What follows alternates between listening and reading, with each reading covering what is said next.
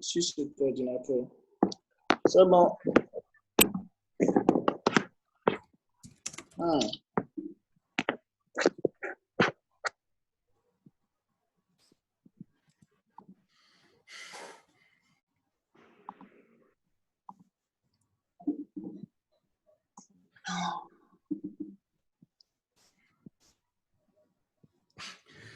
Ah, ouais. Attention, on ne peut pas voler ses travaux. Gloriane Yamoué. Ah oui, c'est comme ça. Hein. C'est bien un gars qui a fait ça, c'est important.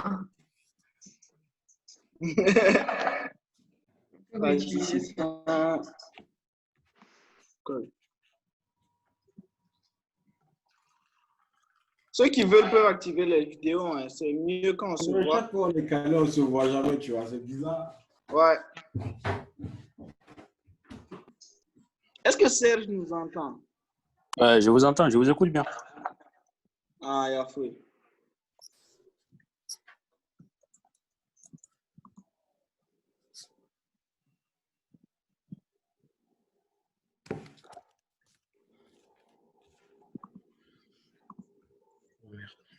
Donc, on attend un peu ou bien on commence? Il est quelle heure? Il est quelle heure là? On attend au moins à 21h05, non? À 5, c'est bon. Ouais. Ok.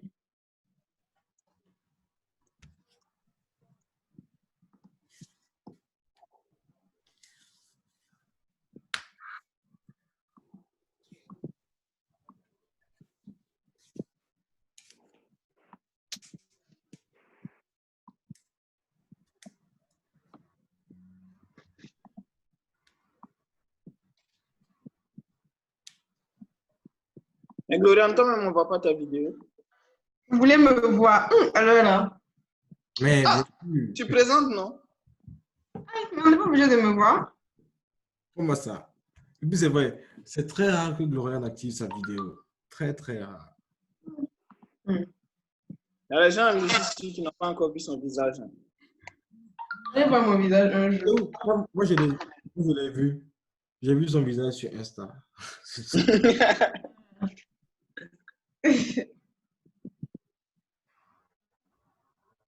Ouais, je crois que dans le groupe, là, on envoie trop de rappels. Il y a des gens qui commencent à quitter.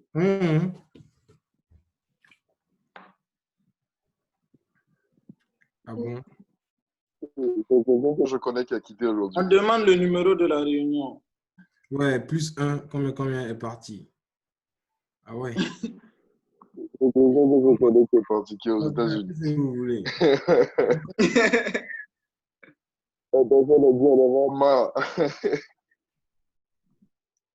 Christian, tu parles, mais on ne te voit pas. Active ta vidéo aussi. Ah, maintenant, je suis pas présentable. Regardez. Les gars, vous êtes toujours comme cela. Dans ce cas, moi aussi, je vais couper ma vidéo. On est tous pas présentables, les gars. Je vais me lever pour être présentable. Mais là, je suis allongé, même, en fait. Je ne suis pas du tout en mode Zoom, là, tu vois. Attendez, on vous a demandé un mot de passe? Non, moi, on m'a pas demandé le mot de passe. On m'a demandé, on m'a dit en attente de validation. On m'a pas demandé le mot de passe. Est-ce que quoi? On a quand même pris une page sur le WhatsApp, hein, c'est pas mal. J'ai déjà commencé à enregistrer. Ouais, j'enregistre. Hein. Moi, je pense que c'est mieux de commencer l'enregistrement dès lors qu'on commence, tu vois, le truc en même temps, tu vois. Ouais, ça risque d'être un peu plus long, mais souvent, moi, j'oublie. Hein. Si vous ne me rappelez pas, j'ai juste oublié. Donc, je préfère commencer maintenant. Peut-être ça va juste être plus long de 5 minutes, mais ça va, c'est gérable. On dirait un souci là. Prisca dit pas de mot de passe. Pardon? Il y a Prisca qui dit pas de mot de passe. 21h04. Oui, pas de mot de passe. Ça veut dire qu'on ne demande pas de mot de passe? Ouais, je dis pas besoin. Je comprends pas. Ok. Non, on n'a pas besoin. Bon, le numéro de la réunion. Ok. Le numéro de la réunion, c'est ça. C'est Awa qui demandait le numéro de la réunion.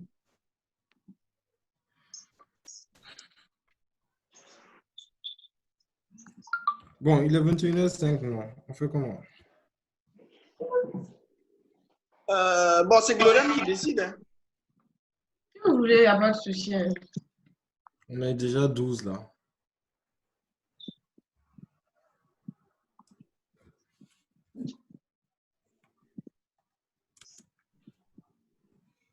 OK. Donc, bonsoir à tous et à toutes. Les autres sont-ils bien là? Les gars, parlez, n'hésitez pas. N'hésitez pas à dire que vous êtes là. On est là, on t'écoute. D'accord, merci. Donc, ce soir, comme vous avez pu le voir, le thème, c'est la com pour une start-up. Et c'est présenté par Gloria Nyamiogo. Donc, Gloria Nyamiogo qui est bien sûr moi. Donc, pour la petite présentation, je suis community manager, indépendante, mais en entreprise aussi. Donc, c'est un peu ça. Je gère tout ce qui est communication digitale, réseaux sociaux, images, etc. Donc, dans ce live-là, on n'est pas tous des experts, on n'est pas des experts forcément, on vient apprendre et chacun peut contribuer. Donc, c'est important aussi d'avoir... Allô, oui? Ok, c'est important d'avoir les participations de tout le monde parce que voilà, on est une équipe, on est une communauté et ce serait bien d'apprendre ensemble. Voilà. Donc, je vais vous présenter un petit aperçu de ce que j'ai fait. On va parler un peu de la communication pour les startups. Parce que vous savez, les startups, ce n'est pas des grosses entreprises, mais c'est des entreprises innovantes qui viennent de commencer, etc. Donc, on va commencer par le B.A.B.A. Donc, c'est quoi la com? Donc, c'est simple. Ici, j'ai pris la définition de la communication commerciale. Parce qu'à la base, la communication commerciale, c'est vraiment la base de tout, quoi. Voilà, la communication commerciale, c'est ce qui vous permet de vendre, vous faire connaître, etc. Donc, ça, c'est un peu ce qui englobe, qui est, on va dire un peu, la branche principale où il y aura les racines qui vont sortir.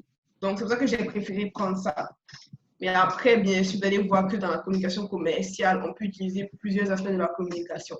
C'est pourquoi, ici, on va définir la communication comme des actions entreprises dans le but de favoriser directement ou indirectement la commercialisation d'un produit.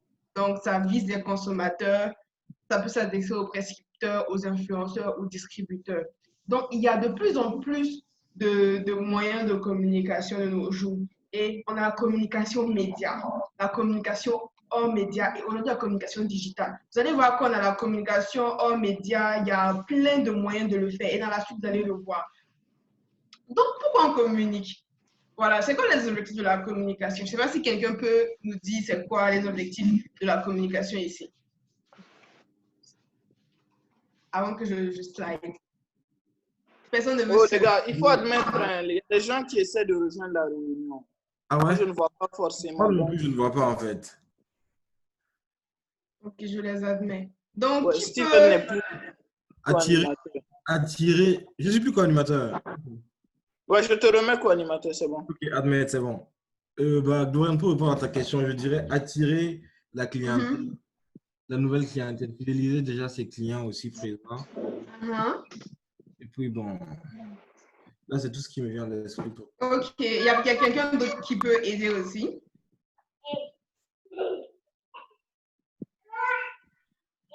Pourquoi on communique? C'est ça la Ouais, c'est quoi les objectifs de la communication? Pourquoi on communique en gros? Parce qu'il y a beaucoup de gens qui négligent la communication, disent que non, c'est ceci, c'est cela, mais il faudrait qu'aujourd'hui on lève un peu le mythe en fait sur la communication, quoi. Oh, il y a un mythe. Il y a du bruit derrière. Ouais, bon, moi je pense que déjà on communique pour faire passer une information peut-être sur un produit ou un service, informer. Ok, voilà. Donc la communication va regrouper beaucoup de choses en fait, que ça soit informer, faire connaître, faire bouger, faire acheter. En fait, les gens pensent que quand on communique, c'est seulement voilà, pour vendre un produit, mais ce n'est pas forcément ça. Et c'est pourquoi même c'est important aujourd'hui de parler de la communication des startups, parce que ce n'est pas forcément d'abord pour vendre le produit. C'est vrai qu'on va vendre le produit ou notre service, mais c'est d'abord pour faire connaître l'entreprise. C'est pourquoi moi, je pense que pour une start-up, le plus important, c'est d'abord de se faire connaître. C'est en se faisant connaître même qu'on peut créer une base de données. Et c'est ce qui est important. Mais dans la suite, on va revenir. Donc, les objectifs de la com générale, c'est faire savoir. Voilà, faire savoir qui nous sommes, notre histoire, d'où nous venons, ce que l'on fait, etc.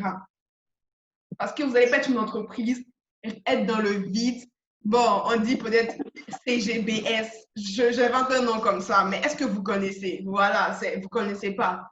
Toutes les grandes entreprises, vous allez voir, même si elles sont grandes comme elles vont faire un minimum de communication. Même Rolls-Royce, ils sont sur Instagram. Voilà, c'est pour dire que même si c'est une grande marque de luxe, il y a une manière d'aller et puis de toucher les gens. Mais si on parle des startups, c'est pourquoi c'est important en fait de pouvoir commencer par vraiment la première step. Bien, on dit, je ne sais pas quoi, voilà. De faire savoir. Ensuite, c'est faire aimer, c'est faire rêver. On va permettre aux gens d'adopter notre histoire. Parce que quand vous expliquez une histoire à quelqu'un, après, vous permettez à cette personne d'adopter votre histoire. Vous voyez, c'est différent en fait de faire connaître l'histoire. Vous faites adopter l'histoire à la personne. C'est comme aujourd'hui, vous êtes avec AfroFounder. Ouais.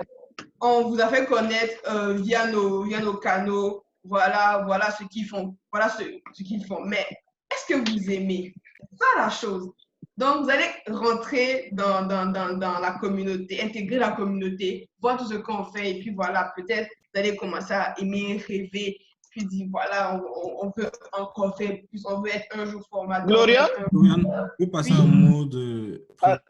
Gloriane, clique sur lire en haut à droite parce que là, on voit tous tes slides. Ok, voilà, ok. présentation. En haut à droite, voilà. Je pense que ça va être mieux comme ça. D'accord. Voilà, super. Donc, c'est un peu ça, faire aimer, faire rêver. Ensuite, c'est faire bouger. Donc, on vous a raconté notre histoire. On vous a raconté toute notre histoire. Maintenant, on vous a permis de rêver, d'aimer notre histoire. Voilà. Ensuite, maintenant, on va vous faire bouger, en fait. On veut vous bouger avec nous, etc. Oups, pardon. On peut bouger avec nous, etc. Ensuite, si on a un produit, on en a pas, nous, on n'en a pas. Puisque je prenais l'exemple sur nous, si on a un produit, c'est vous faire acheter. Donc, c'est comme ça, en fait, que les startups vont commencer. Pour une startup, l'important, d'abord, c'est de se faire connaître. Voilà. Les objectifs de la communication, c'est ça. Mais pour une startup, c'est de se faire connaître d'abord. Et en tout cas, se faire connaître, là, vous avez une base maintenant sur le marché. Vous pouvez faire venir les gens, les faire adhérer à votre histoire. Maintenant, il y a des outils de communication classiques qu'on connaît tous. Voilà, la communication commerciale avec les clients, les prospects, les prescripteurs, les journalistes spécialisés, les blogueurs, les relations publiques, les clients, associations, etc. La relation presse, on a la communication interne, on a la communication publique. Voilà, on va faire parler de nous aux leaders d'opinion, aux journalistes, aux entreprises locales, voilà. Et je n'ai pas tout mis aussi sur la slide, mais il y a le street marketing où on va aller peut-être communiquer de bouche à oreille. Comme souvent, vous voyez les gens avec les banderoles sur la route, c'est un peu ce qui se passe. C'est ça le street marketing, à l'événementiel. C'est des outils de communication aussi. À l'événementiel, il y a le parrainage. Tout ça, c'est des outils de communication. Donc, vous voyez que la communication, c'est large. Oui, c'est très large, mais les gens pensent que non, la communication, c'est venir parler, tout ça, alors que c'est pas ça seulement. Il y a plein de choses dedans. Et c'est important, en fait, pour une start-up de connaître les outils de communication et de pouvoir les adopter. Maintenant, pourquoi on va parler de l'impact du digital aujourd'hui? Donc, avant l'apparition d'Internet, tout était linéaire. Voilà, vous faisiez les choses avec mobilité. Bon, vous exprimez, peut-être vous voyez une publicité puis vous allez en magasin. Maintenant, avec le digital, les startups ont beaucoup plus de facilité pour communiquer. Les startups auront beaucoup plus de facilité pour communiquer. Donc, avec la communication online et offline, on peut avoir un duo gagnant. C'est pourquoi je suis passée par la communication classique et ensuite la communication digitale. Parce que ce serait important d'en parler, surtout pour les startups. Maintenant, c'est vrai que j'ai parlé de start-up, etc. Mais qui peut me donner la définition d'une start-up avant qu'on continue?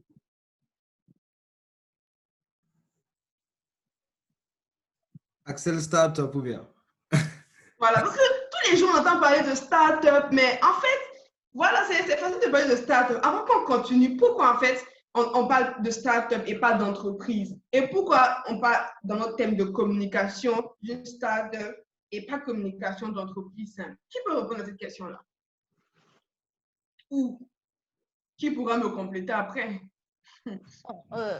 Un start-up, c'est une entreprise qui débute son activité, qui n'est pas encore connue et n'a pas encore assez d'employés ou de clients.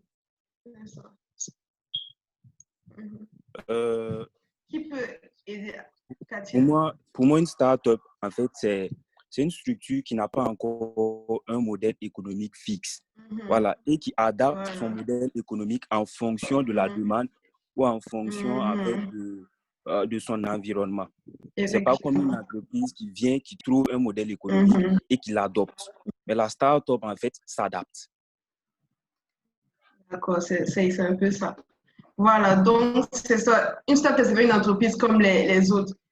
Voilà. C'est pas, ils n'ont pas une organisation bien en place, ils n'ont pas plus de 6 ans d'activité. Voilà, c'est vraiment une organisation qui fait son business plan, qui recherche toujours des financements, etc. Et tout n'est pas vraiment clair. C'est vrai qu'ils ont un modèle économique, mais voilà, ils essaient d'avoir une rentabilité, mais c'est pas forcément ça. Mais la start-up peut devenir par la suite une grande entreprise avec des revenus vraiment linéaires qui vont venir assurément. C'est pourquoi ici, on parle de start-up. Et c'est important de savoir qu'une start-up aussi, c'est vraiment une petite entreprise. C'est une entreprise qui vient de débuter, qui n'a pas tous les moyens. C'est pourquoi on va parler dans notre thème, on a choisi le thème comme pour une start-up, parce que c'est important pour nous tous ici, parce que nous sommes peut-être de futurs entrepreneurs, ou d'autres même ici sont des entrepreneurs. Je ne sais pas si c'est des entrepreneurs ici, mais je sais qu'il y en a beaucoup qui nous suivent. Et c'est important pour eux de savoir, d'avoir les outils en fait, pour pouvoir communiquer efficacement. Donc, pourquoi une start-up doit communiquer, à votre avis? Ou bien, comment doit-elle communiquer? Pourquoi doit-elle communiquer? Elle doit communiquer pour se faire connaître.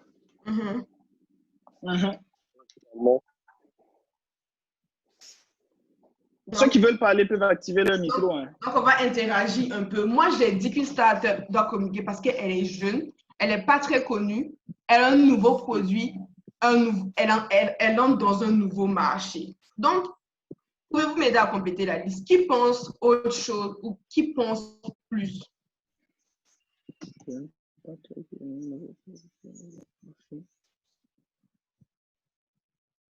C'est une conversation, hein. C'est pas qu'une formation.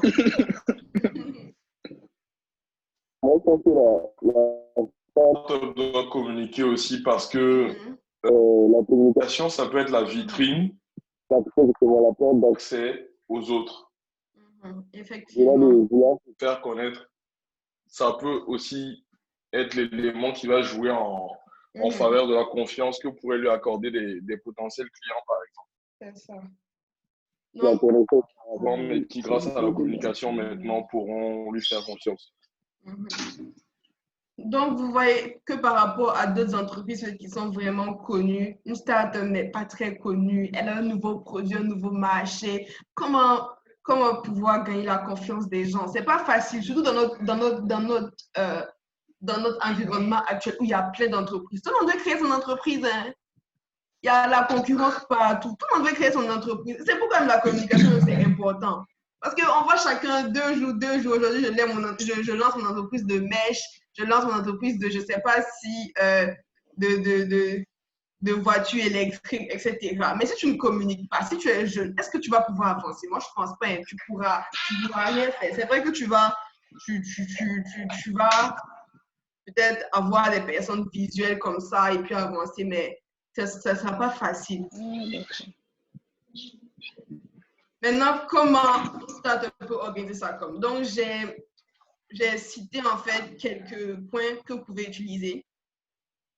Donc, c'est définir clairement votre budget. Définissez clairement votre budget. Parce que vous êtes une start-up, vous n'avez pas le temps de vraiment de gaspiller de l'argent, etc. Vous devez investir dans de nombreuses choses. Donc, définissez clairement votre budget. Parce que moi, je vois beaucoup de gens qui communiquent, bon, on se lève, on fait ceci, on fait cela, et après, on se perd. Définissez clairement votre budget de communication. Peut-être vous allez voir un agent, une personne qui va faire votre communication pour vous, mais définissez clairement pour ne pas être aperçu par la communication. Voilà. Les startups, c'est à plusieurs échelles, en fait. Donc, ça va dépendre de la taille aussi de votre entreprise, de comment vous la voyez, etc. Donc, vous pouvez être une petite personne et puis peut-être vous-même faire votre budget ou même ne pas avoir de budget. Ça dépend de vous. Mais cette étape-là, ça dépend vraiment. Je ne dis pas que c'est une étape où, voilà, vous le faites, même si vous êtes une petite entreprise qui vient de débuter, ça dépend. Mais définissez clairement votre budget si vous savez que vous voulez faire une communication assez conséquente, mais une communication importante. Ensuite, c'est personnifier son entreprise. Voilà, ici, le storytelling, en fait, va entrer en jeu. Vous savez, il y a de nombreuses entreprises de nos jours. Beaucoup de gens font l'élevage, beaucoup de gens font dans la vente de, je ne sais pas, de pièces détachées. Voilà, votre entreprise est innovante, c'est bien. Peut-être vous avez un truc, c'est bien. Mais raconter une histoire derrière votre entreprise, c'est important. Moi, je prends par exemple le cas d'une marque de cosmétiques. Peut-être le nom, c'est... quel nom je peux prendre comme ça? Isis, je ne sais pas, Iris, la reine, je ne sais pas, ça devait être une reine d'Égypte comme ça, Iris. La marque s'appelle comme ça, mais écrivez avant de lancer votre communication pourquoi votre entreprise s'appelle comme ça. Qu'est-ce que vous voulez donner comme image? Vous voyez un peu ce que je dis. Si vous voyez un peu ce que je dis, dites oui avant que je puisse continuer. Oui. Yes. Bon, les gens, les micros fermés aussi, hein, Myriam. Pas grave, allumez vos micros. Bon, les gens sont un peu timides, il n'y a pas de souci. Donc, c'est important de personnifier son entreprise. Moi, c'est pour ça que je veux insister sur ça, surtout pour les startups. Vous n'êtes pas une entreprise comme peut-être Rothschild, quelque chose comme ça, la famille Rothschild qu'on connaît, qui a plein d'entreprises, etc. On les connaît, ils n'ont plus besoin de faire quelque chose. Mais vous êtes une nouvelle entreprise avec un nouveau modèle économique. On ne vous connaît pas. Personnifiez ce qui fait votre entreprise, ce qui fait votre différence. Vous voyez un peu, c'est important pour une start-up. Ensuite, c'est définir ses objectifs de communication. Vous allez dire peut-être, voilà, je veux atteindre ces personnes-là, je veux peut-être améliorer ma visibilité, avoir plus d'abonnés, ou bien peut-être avoir plus d'inscrits sur ma plateforme, avoir de nouvelles personnes qui vont connaître mon produit. Ça dépend de vous, mais vraiment définissez vos objectifs en fait. Vous pouvez utiliser ça, vous pouvez les définir sur une feuille de papier ou bien dans un Google Keep. Ça dépend de vous. En tout cas, vous me direz à la fin si vous voulez une formation où on parle des outils qui peuvent aider en fait à écrire ou bien organiser. À organiser en fait ses objectifs, etc. Parce que moi, quand j'organise mes objectifs dans un petit là, mais ça, ce sera après. Ensuite, c'est définir vos cibles. Voilà, on ne part pas sur le marché comme ça. On ne part pas sur le marché comme ça. Oui, on communique comme ça, on communique comme ça. Après, on va définir les objectifs de communication. Il faut définir ses cibles. Voilà. Définissez vos cibles. Ça va dépendre de qui vous voulez toucher. Voilà. Parce que il y a des gens peut-être qui sont dans la consultance, etc. Ça ne sera pas pareil peut-être qu'une entreprise créative. Il faut avoir vraiment des cibles. Voilà, il faut vraiment avoir des cibles. Peut-être vos cibles, ça peut être les personnes peut-être les femmes enceintes. Si vous développez un truc de femmes enceintes, une entreprise qui a qui stimule les trucs pour les femmes enceintes. Moi, je ne sais pas trop. Hein. Ça dépendra de votre entreprise clairement. Définissez clairement vos cibles parce que moi, souvent, je vois sur les réseaux les gens communiquer à tort et à travers. Vous voyez? Et moi-même, j'ai fait cette erreur-là. Peut-être que je crée une page de, je sais pas, de spiritualité comme ça. Je commence à balancer partout. Les gars, ils vont pas forcément comprendre mon truc, en fait. Ça dépend de ceux qui sont intéressés. Et c'est pour ça qu'on dit que c'est important de définir les cibles et de privilégier le digital, surtout pour les startups. Donc, ça va les permettre d'éviter les dépenses inutiles à vouloir cibler tout le monde en même temps. Vous voyez ce que je veux dire? Vous ciblez tout le monde en même temps, vous ciblez personne finalement. Et il y a même des outils marketing qui permettent de segmenter, de cibler, etc. pour pouvoir mieux communiquer.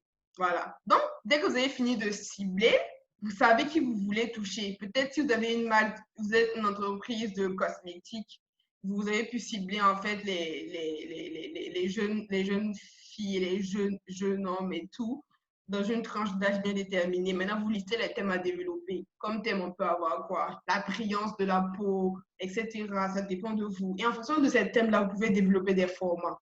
Si vous voulez, on peut parler dans une autre formation des formats, mais je ne vais pas tout dire aujourd'hui. Voilà. Donc, voilà. Après ça, vous listez les formats. Ça peut être des... Ça passe par plusieurs moyens, en fait. On peut parler de lister les formats aussi, choisir les moyens de communication. Désolée pour l'erreur. Voilà, désolée pour l'erreur, j'ai dû faire un pas un peu rapidement. Donc, choisissez bien vos moyens de communication, c'est important. Donc, si vous êtes une startup, je répète encore, soit vous privilégiez la communication digitale, voilà, plus le support digital, soit vous allez en fait peut-être au corps à corps, vous, avec des personnes, peut-être 2, 3 personnes, ça dépend de votre entreprise, de votre taille. Mais moi, en tant que community manager dans une entreprise, dans une startup spécialement, on a beaucoup de stratégies digitales. On a trop de stratégies digitales. On avait des commerciaux, c'est vrai, mais ça coûte cher. C'est pourquoi aujourd'hui, on préfère privilégier le support digital qui nous rapporte beaucoup. Et après, on peut analyser. C'est pourquoi l'analyse vient à la fin. Voilà. L'analyse va venir à la fin. Vous allez analyser sur les canaux que vous avez utilisés. Si c'est le digital, vous pouvez passer par de nombreux canaux. Allez regarder sur Facebook Ads, comment ça a donné, Instagram, voilà, peut-être c'est WhatsApp, si c'est Snap, ça dépend de vous, ou même, voilà, Google Ads, ça dépend vraiment de la qualité que vous avez utilisée. Si c'est aussi les commerciaux sur place, aussi vous allez voir peut-être qu'ils ont eu combien d'inscrits sur leur fiche, touché combien de personnes, combien de numéros récoltés, etc. Donc, c'est les étapes en fait que je donne pour organiser la com d'une startup. Et je répète, privilégier le support digital parce que de mon expérience, on privilégie le support digital. Maintenant, les erreurs des startups en communication. Donc, ici, on va peut-être parler des startups qui veulent se lancer. Si vous êtes une startup aujourd'hui et que vous voulez commencer votre projet, je ne sais pas s'il y a des entrepreneurs parmi nous, s'ils peuvent dire oui dans ouvrir leur micro et puis dire oui, ils sont là. Donc, il n'y en a pas. Ah si, il y en a. D'accord. Mais ils sont timides. Les gens sont un peu timides. C'est pas. Il y a Abbas qui est là. Bien sûr qu'il y en a. On est là pour apprendre ensemble. Mais ils sont timides. Voilà. Donc, les erreurs des startups en communication, c'est quoi? Si vous êtes, moi, je parle aujourd'hui pour nous, les jeunes, ou bien vous qui êtes là, après de nombreuses recherches, c'est attendre la fin de son projet pour communiquer. Je suivais un documentaire, je ne sais pas si c'est le cloud, si c'est sur le cloud.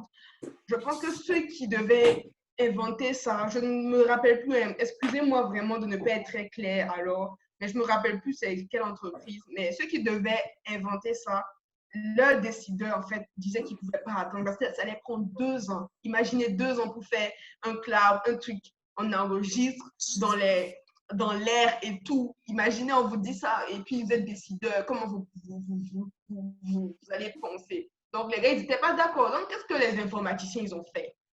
Ils sont allés directement, ils ont créé une page, une landing page. Donc, c'est une page où on peut accueillir des personnes, on peut accueillir des personnes et les personnes peut-être peuvent mettre leur contact, etc. Donc, ils ont créé le landing page et demandé si vous serez intéressé par ça, puisqu'ils ont visé les informaticiens, les personnes qui s'occupent de tout ce qui est software et tout. Donc, les gens ont rempli en masse. Et les informaticiens même voulaient être avertis de la sortie du projet. Donc, c'est comme ça qu'ils ont collecté de nombreux contacts. Et quand les décideurs ont vu ça, ils ont dit que ça, c'est une opportunité à ne pas manquer. Et quand c'est sorti, ça fait un boom. C'est pourquoi moi, j'ai mis ici astuce pour réussir comme ça, startup. C'est une startup est premièrement liée à la création d'une base de données de contacts à exploiter. Vous êtes une startup, vous n'avez pas les moyens suffisants. Créez une base de données. Cherchez par tous les moyens. Il y a de nombreux outils de nos jours. Si vous voulez, après, vous venez en inbox avec moi. On va discuter des outils à adopter en fonction de vos sites. Mais de nombreux outils, que ce soit sur LinkedIn, que ce soit en créant vos landing pages, que ce soit le trafic d'acquisition. Vous allez avoir de nombreux outils pour créer votre base de données. Que ce soit en allant sur le terrain, ça dépend de vous. Mais créez une base de données de contacts à exploiter parce que vous n'avez pas de moyens, parce que vous êtes une start-up et c'est important. Donc, ça, c'est mon astuce et c'est aussi basé sur l'histoire de cette entreprise qui a fait un cloud, un truc dans les nuages. Aujourd'hui, moi, Gloriane, je vous parle d'un truc dans les nuages. On va me dire que je suis folle. Mais après, voilà pourquoi c'est important de faire des sondages et d'avoir des contacts de personnes intéressées. Ça permet aussi de vendre le produit plus facilement dès sa sortie, etc. Donc, créer une base de données. Si vous êtes une petite startup, une extrêmement petite startup, allez sur le terrain, ça ne vous coûte rien. De toute manière, c'est pour votre projet. Et rappelez-vous de mes astuces de communication, privilégiez le digital, voilà, et ciblez bien, évitez les mauvaises dépenses.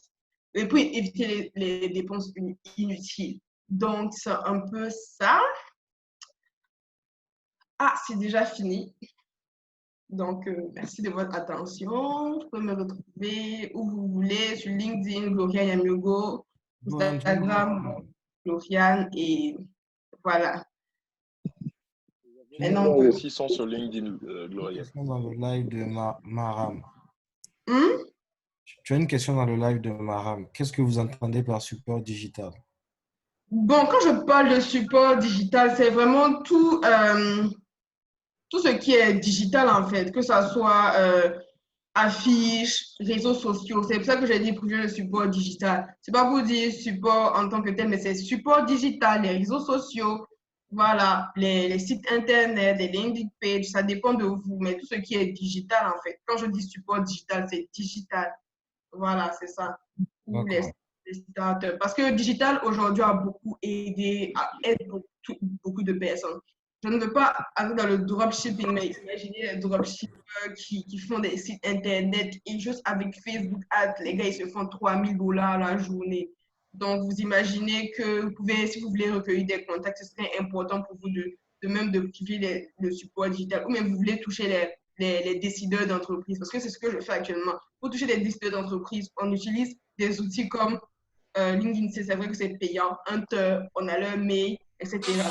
Même si vous allez peut-être contacter 300 décideurs ou 500, c'est sûr que 100 vont peut-être vous répondre. Et dans les 100 là, peut-être 50 vont utiliser votre service. C'est vrai que c'est petit pour le début, mais si 50 utilisent votre service dans de grandes entreprises, imaginez ce que ça peut vous faire comme pub.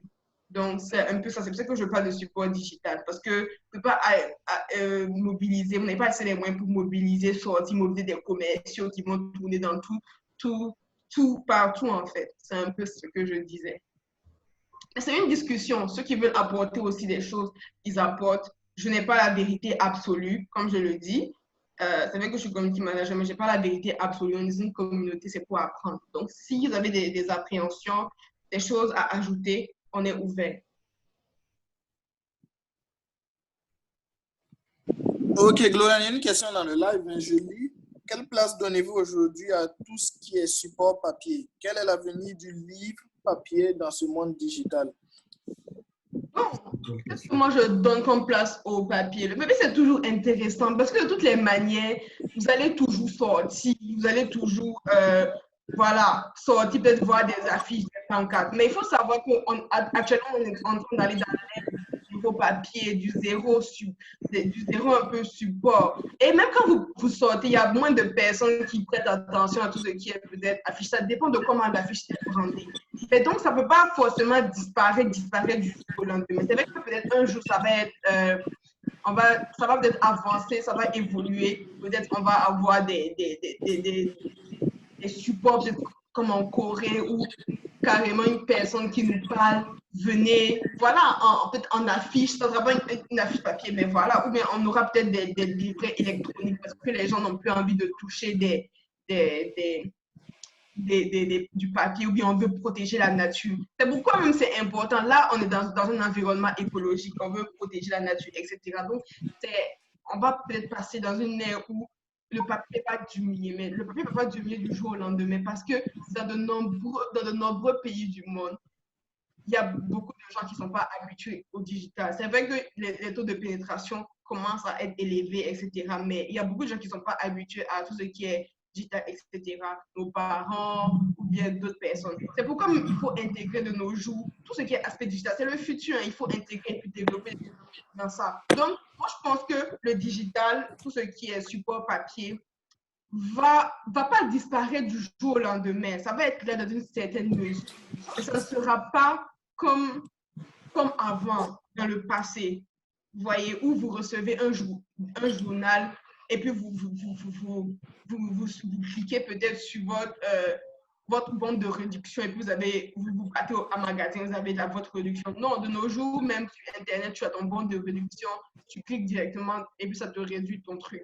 Donc voilà, peut-être le support papier, ça sera pour des trucs, des trucs minimes, mais ça peut disparaître du jour au lendemain. Qui sait, ça peut disparaître. Donc moi, je pense que c'est pas pour demain, ça va disparaître à fond, mais ils sont en train de le faire. Et moi, je trouve que c'est important, surtout pour être dans l'ère du zéro papier, c'est important. Donc c'est un peu ce que je peux répondre par rapport à ça. Et comme je dis, c'est une discussion, si quelqu'un veut ajouter quelque chose, il peut ajouter. Ouais, peut-être avant ça, il y a encore une autre question dans le chat. Mais pourquoi vous ne parlez pas? En fait, c'est mieux quand on entend vos voix. Hein. Activez vos micros. C'est une discussion. Hein. C'est quelle question? Attends, je lis. Bonsoir et merci pour la présentation. Est-ce que le filtering des pages IG et Facebook sont efficaces? Voilà. Oui, ça dépend. Ça dépend. En fait, c'est efficace dans la mesure où vous savez bien vraiment segmenter. Parce que moi, j'ai essayé de faire, comment on va dire ça, de faire une pub, mais ça dépend vraiment de ce que vous vendez en fait. Vous allez voir qu'il y a des pages Instagram qui font la pub et puis qui ont beaucoup de clients. Moi-même, j'ai vu une page qui a fait une publicité.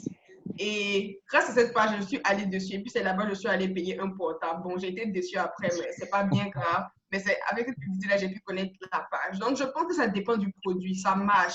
Et aussi, aux États-Unis, etc., en Europe, ça peut encore mieux marcher. Surtout pour ceux qui ont des sites en e-commerce, etc. Donc, là-bas, c'est encore mieux. Mais ici, comme je vous le dis, en Afrique, on est arrivé, mais ce n'est pas encore arrivé où des gens vont avoir assez confiance pour peut-être commander sur votre site directement sans avoir vu. Vous voyez, non, c'est ce que je pense en fait. C'est pourquoi il faut peut-être avoir une certaine notoriété. En Afrique, ce serait compliqué. Mais si c'est peut-être avoir la visibilité et puis on part dans votre magasin directement acheter, oui, ça marche bien sûr. Ce genre de choses-là, ça marche. Et il y a plein de pages ici au Sénégal qui le font et ils l'ont bien compris. Il y en a plein qui le font. Donc, ça marche pour certains produits en Afrique, mais en Europe, vraiment, et en Amérique, etc., c'est vraiment développé. Ça marche. Pour les autres questions, on veut entendre des voix, hein, s'il vous plaît.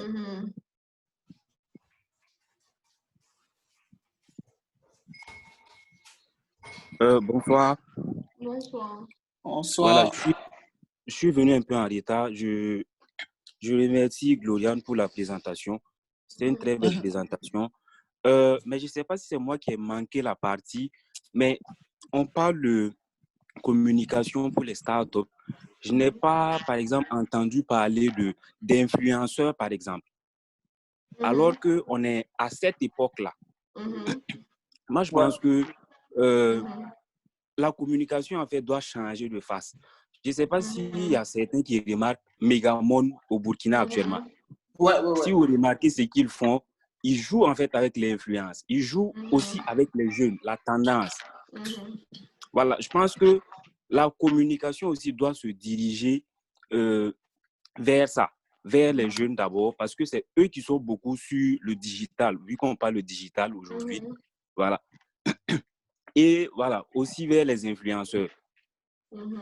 Voilà. Donc, bon, c'est un peu ça que je voulais souligner. Je ne sais pas si tu en as parlé, mais je pense que c'est quelque chose de très important, en fait, dans la communication aujourd'hui. Même quand on parle de start-up, même si ce sont des start-up, en fait. Parce que si tu arrives à toucher, si toi, tu es une start-up et tu arrives à toucher des influenceurs, parce que là, maintenant, c'est un coût qui n'est pas extrêmement élevé. Voilà, parce que ça peut être tes amis. Aujourd'hui, voilà, chacun a quand même un ami qui est assez influent. C'est ce qu'on utilise aujourd'hui.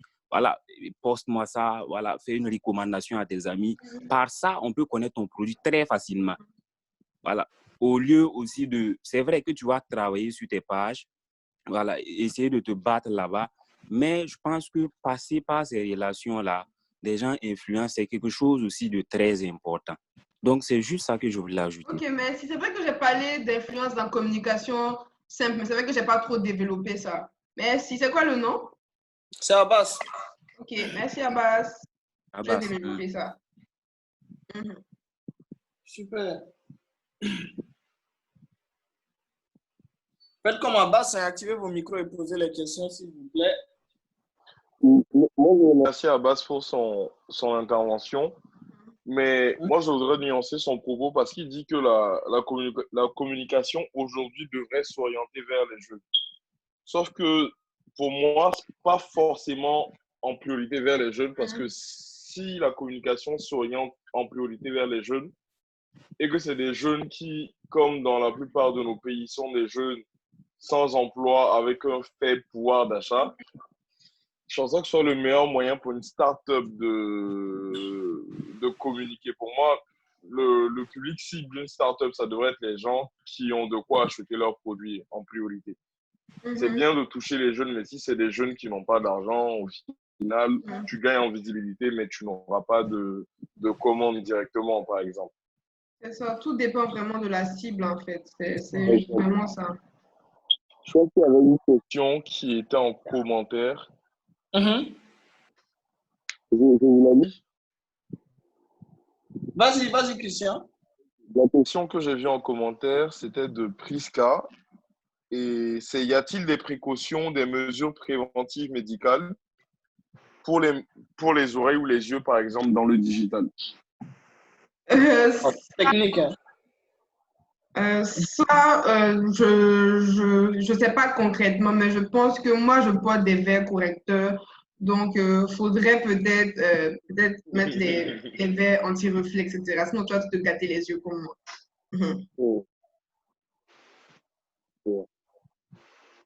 Super.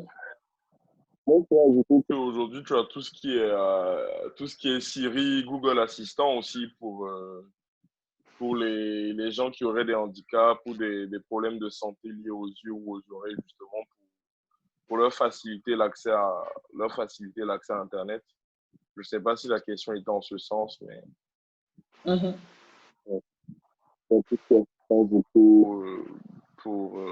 pour accompagner les utilisateurs, justement. Super.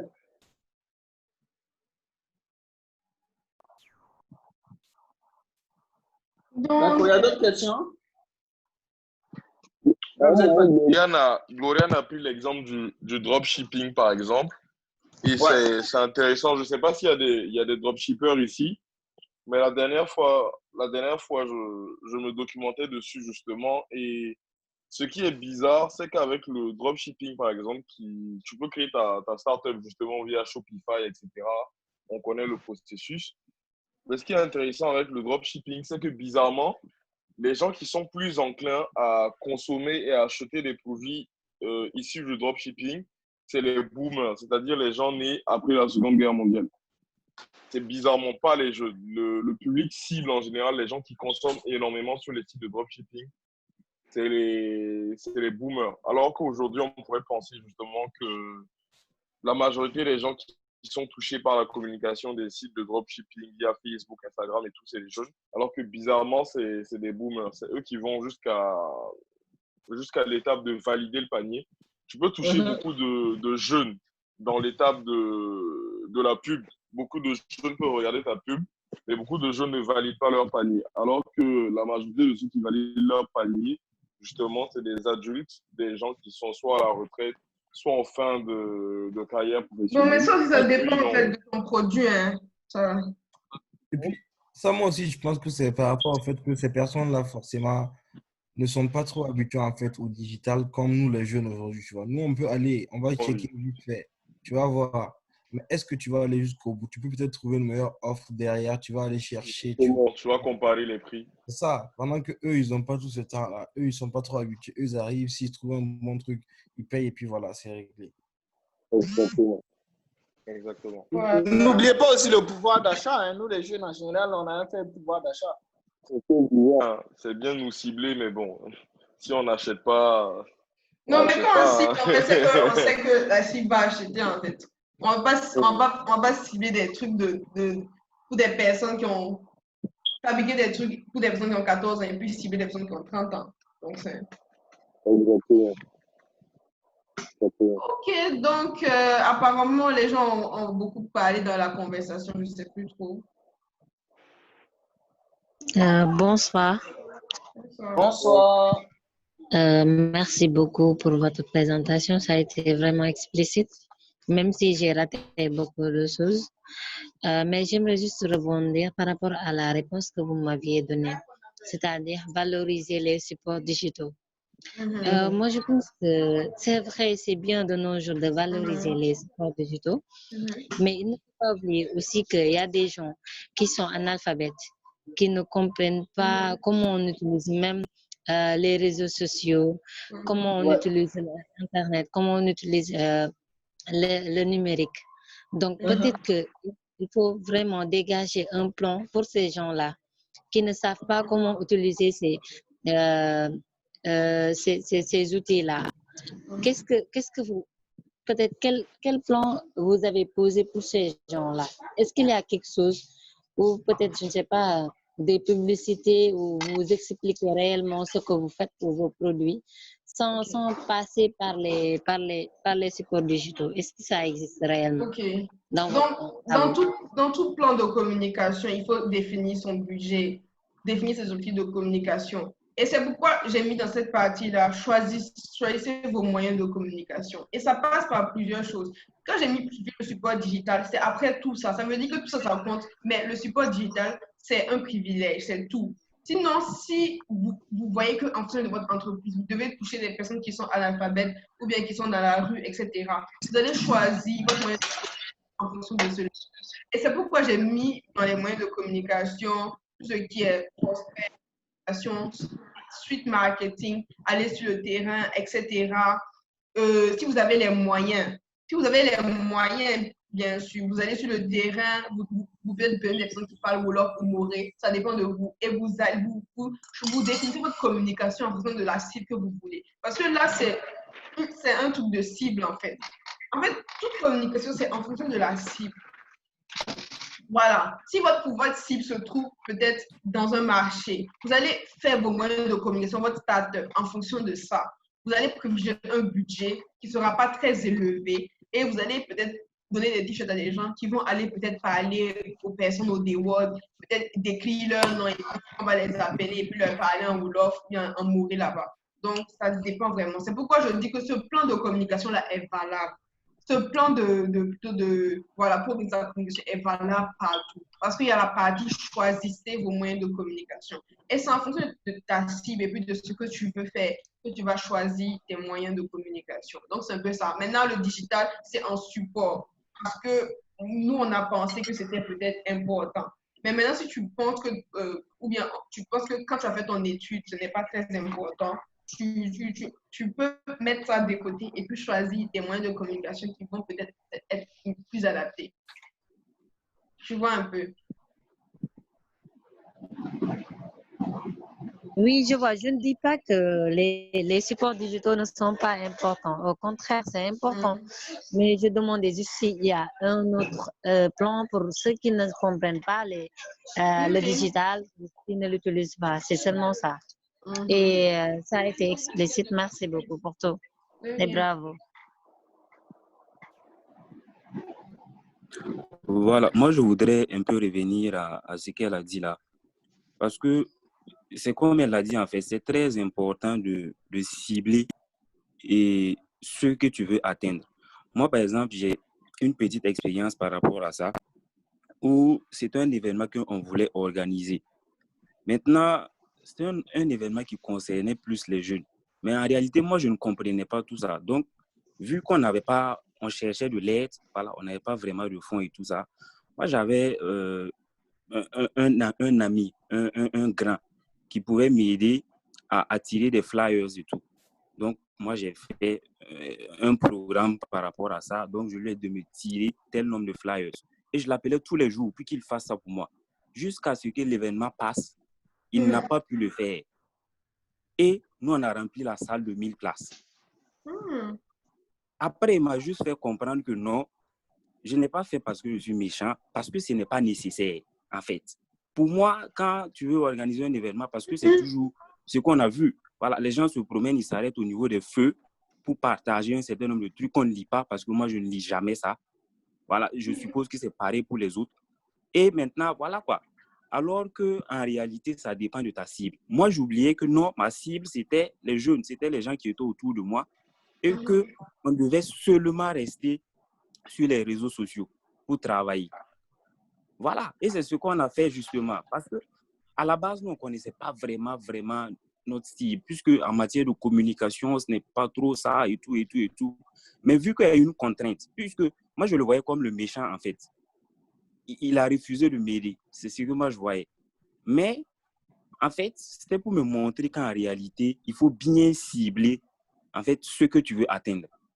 Juste par les réseaux sociaux, on a réussi à remplir cette salle de 1000 places là, tout simplement. C'est ce que je voulais partager avec vous. Ok, c'est super. C'est ça en tout cas. En tout cas, s'il n'y a plus de questions, peut-être qu'on va arrêter là parce qu'il est déjà 21h52.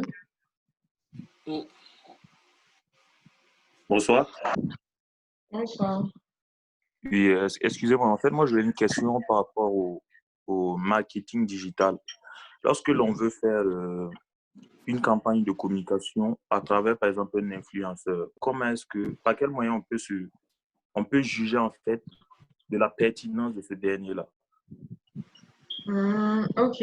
En fait, il y a des outils en fait qui vont te permettre de pouvoir juger ça. Parce que moi, j'utilisais Hype Auditor, je pense. Donc, ça, c'est par exemple un outil qui peut te permettre de juger si un influenceur est bon ou pas. Parce qu'il y a des influenceurs qui ont 7, 5 000 abonnés, 7, 30 000 abonnés, mais ils n'ont pas un taux d'engagement, un bon taux d'engagement, tu vois. Moi-même, pas beaucoup moi, j'ai que 1900 et quelques abonnés sur Instagram, mais j'ai déjà été contactée par des marques.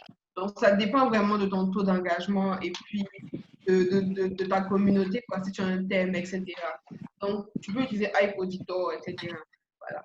Et il y a d'autres outils, mais il faut que je retrouve les noms. OK. Et après la campagne, comment est-ce qu'on peut mesurer en fait l'impact de ce dernier-là? Si par exemple tu prends un influenceur pour une campagne, comment est-ce qu'on peut mesurer en fait l'impact que ce dernier-là a eu sur la campagne? OK. En fait, tu peux mesurer ça. Si tu as ton site internet, tu peux mesurer peut-être, puisque c'est toi l'influenceur que tu vas apprendre, peut-être via Google Ads ou bien, voilà, comment on appelle ça?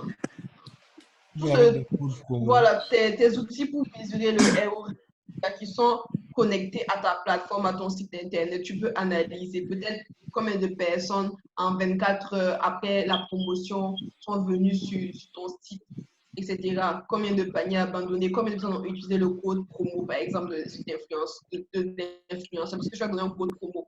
S'il y a eu des 1000 ventes avec ce code promo-là, etc. C'est pour ça qu'il faut donner des petites pistes, en fait, pour qu'on puisse savoir que cet influenceur-là à qui tu as donné ce code promo ou bien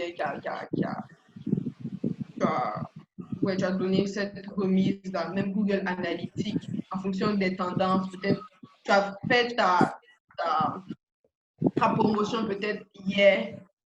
Donc, c'est 24 heures, tu as dit à l'influenceur. Donc, en 24 heures, tu vois les tendances sur ton site ou bien sur ta boutique, etc. Ok. Peut-être pour ajouter quelque chose. En fait, moi, je me dis, ça dépend aussi. Hein, ça dépend de quel type de promo tu fais avec un influenceur. Tu fais une promo avec, je ne sais pas moi, un influenceur burkinabé où tu veux juste qu'il fasse une photo avec ton produit. Tu ne mesures pas ça de la même manière que si tu lui donnes un code promo pour un site e-commerce. Donc, après, moi, je me dis, ça dépend. Peut-être la veille de la promo, tu peux peut-être aller déjà sur ta page et puis voir tu as combien d'abonnés, etc. Bon, ce sera à toi de définir tes indicateurs de performance. Les puis, KPI. peut-être, après la promo, tu regardes, j'ai eu combien d'abonnés en 24 heures. Ça dépendra de... Effectivement. C'est une promo pour faire quoi aussi? Si vous connaissez... C'est pour amener les gens sur un site. Pardon? Non, vas-y, continue, ça va. Si c'est pour amener des gens sur un site, comme Maram l'a dit, il y a Google Analytics. Gloria avait parlé de iPodito. iPodito, c'est vraiment pour mesurer la pertinence de l'influenceur. Donc, je pense qu'en général, les gens se basent sur le taux d'engagement que l'influenceur a et pas sur le nombre d'abonnés. J'ai mis le lien dans le chat. Tu peux cliquer et puis, par exemple, chercher un influenceur sur Instagram ou bien tu peux chercher toi-même ton compte Instagram et puis regarder tes données. Donc, c'est un peu ça. De toute manière, ça va dépendre aussi de vraiment du moyen. En fait, souvent aussi, on ne peut pas donner des réponses prédéfinies parce que souvent, on travaille avec des personnes en fait, qui veulent lancer des campagnes de com ou bien des trucs comme ça. Donc, nous, on va travailler avec eux et puis on va être à leur côté. On va dire, bon, voilà ce qui a marché, ce qui n'a pas marché. Ou bien on va analyser. Parce que en tant que community manager ou bien social media manager, toi, tu es chargé d'analyser ça. Moi, je sais que j'ai déjà proposé d'utiliser des influenceurs pour une de nos campagnes, par exemple. Avant de cette campagne, on devait voir à partir du lien ou bien du code promo utilisé par, c'était, je ne sais même pas comment je vais dire dans ma phrase, le code promo que le fan a utilisé, on pouvait savoir en fait si l'influenceur avait eu un impact, etc. Pertinent ou pas. Voilà, s'il est pertinent ou pas. Donc, vous allez voir souvent même les Kim Kardashian, là. Elles vont vous dire, giving up peut-être 20%, etc. Ça, c'est des codes pour moi. Moi-même, mon propre exemple, on m'a donné quoi? On m'a dit, tu as 20% sur chaque vente. Ton code promo, c'est ça, c'est ça. Chaque vendredi, tu as ton virement. Donc, imaginez si moi, j'avais pu peut-être avoir ce truc-là. Mais j'allais me battre pour pouvoir peut-être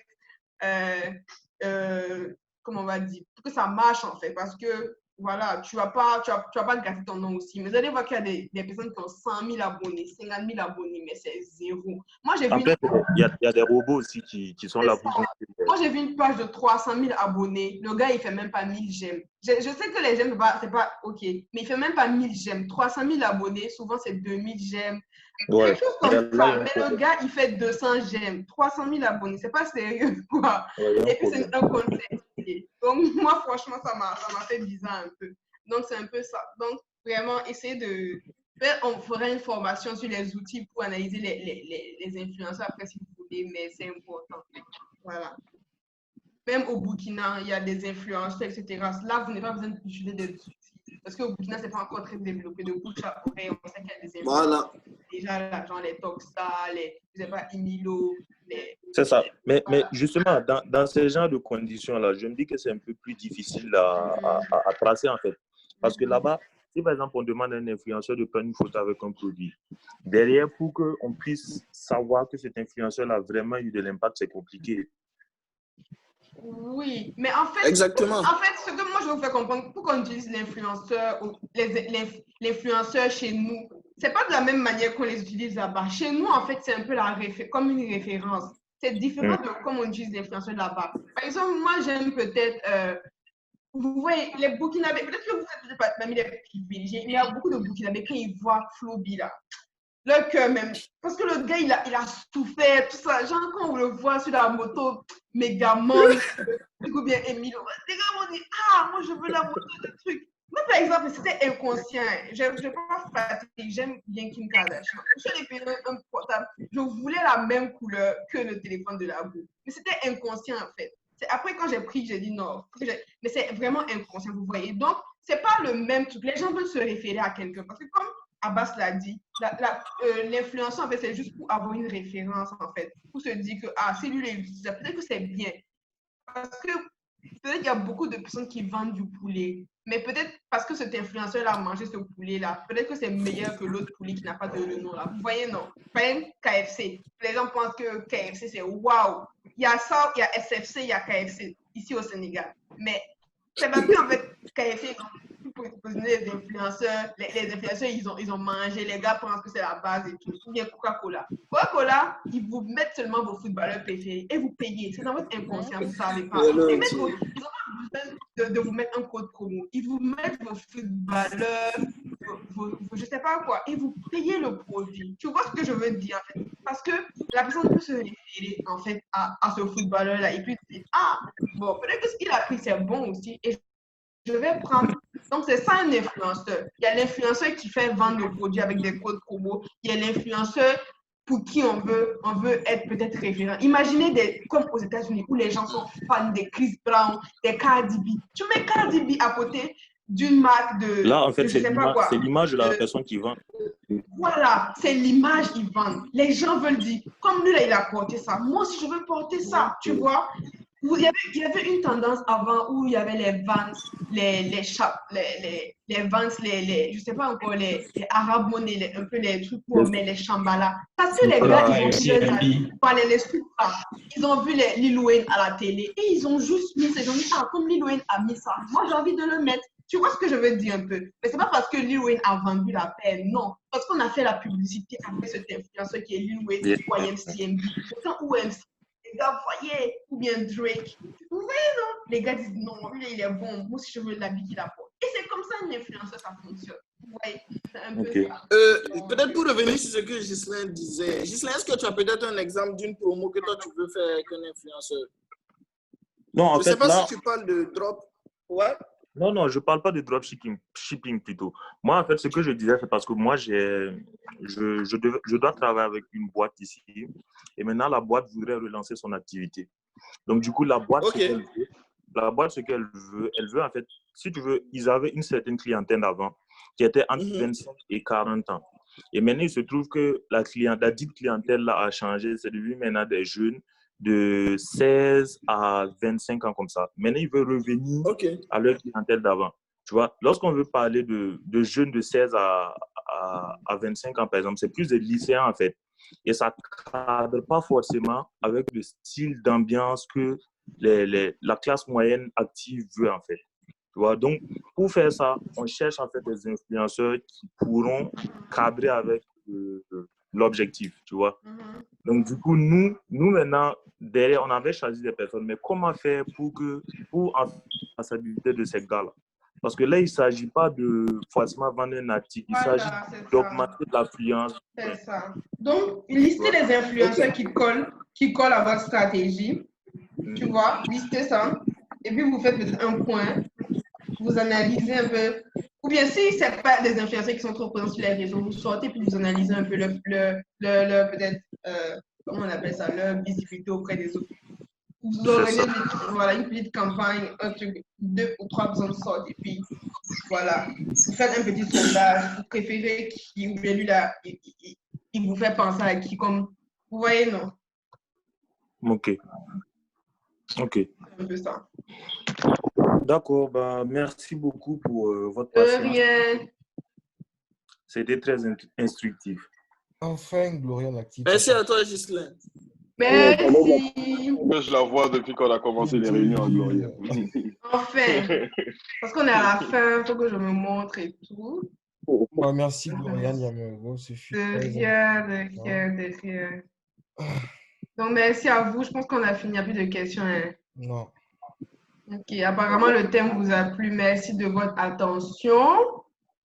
et tout. Et voilà. Je ne sais pas, est-ce qu'il y a aussi des suggestions? Est-ce que vous avez des suggestions peut-être par rapport à la com, justement? Est-ce qu'il y a des thèmes que vous voulez que Gloriane aborde? Pour lui donner du travail. Love you, les Gabonais. Qu'on fasse un truc pour la publicité sur Facebook, qui est important en Afrique, si tu peux. Il faut que prochainement... Ok. D'accord. Il y a Facebook Ads. Je pense qu'on peut co-animer ça, Gloriane.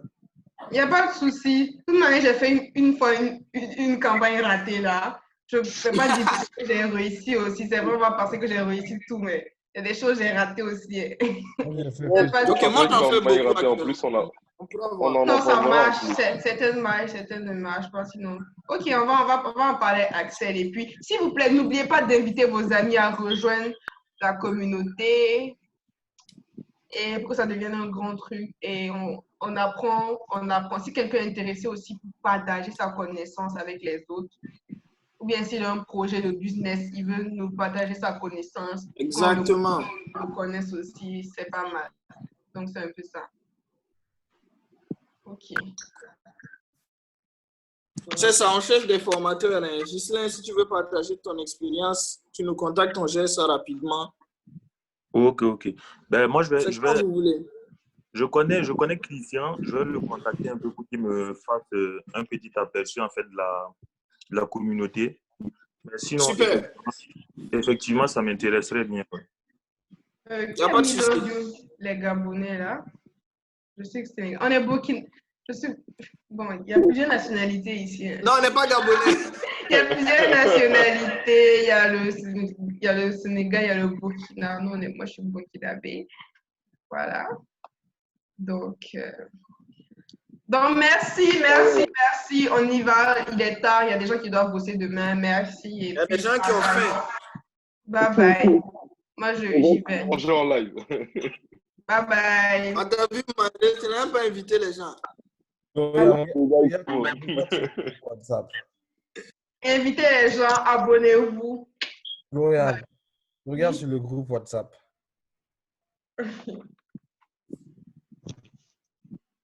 Le groupe WhatsApp. Yo, Jeff, t'es la forme? Ouais, la forme. Super. Le groupe WhatsApp à quoi? Regarde, il y a des messages que tu dois avoir. Ok, bon, bye. Non, mais justement, ne pars pas. Attends. Ça marche. Justement, le staff, pardon, restez après le call. Faut que tu restes. Juste 5 minutes. Bon, allons sur l'autre lien là. Google Meet, c'est mieux. Yeah, ok, vas-y, on se prend sur Meet. Ok, bye.